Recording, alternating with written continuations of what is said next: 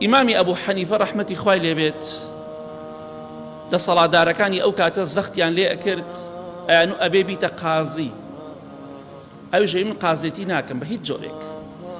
ئەوەندە تەکلیفیان لێ کرد سوودی نەبوو، ئەمجا ناچاریان کرد بەوەی کە لی بدەن، سجنیان کرد، لێیان ئەدا، تەعزیبیان ئەدا، ئەیان و دەبێ بیتە قازی ئێمە.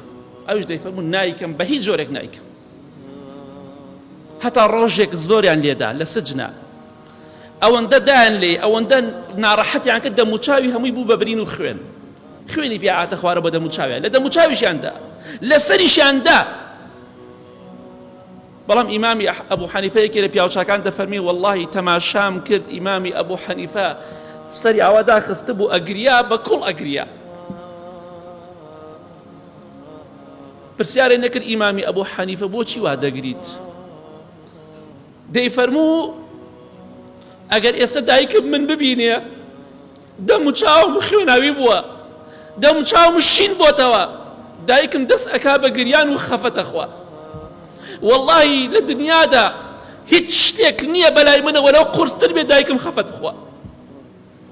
واللهی تەنها بۆەوە دەگریم دایکم خەم لە من دەخوا، ئێستا من ببینێ دەستەکا بە گریان بەخوا لەبەر ئەوە دەگریم، چونکە لە دنیادا هیچ شتێک نییە بەقەت خەمی دایکم لای من قورس بوو گران بێت. ئەگەر ئێمەش ئابەم جۆرە پەروەردە بین، ئەمە ئینسانی خواناسە، ئەمە ئینسانی بەڕێزە، نەک ئینسانێک وڵا لەگەڵ باوک مابینم نییە. بەداخەوە کەوتینەتە چی ڕۆژێکەوە چی کاتێکەوە، ڕۆژ لە جێی خۆیدایە، شەو ڕۆژ عیبی نییە، زستان و هاوین و پاییز و بەهار لە جێی خۆیدایە، خەڵکەکە خراپ بووە.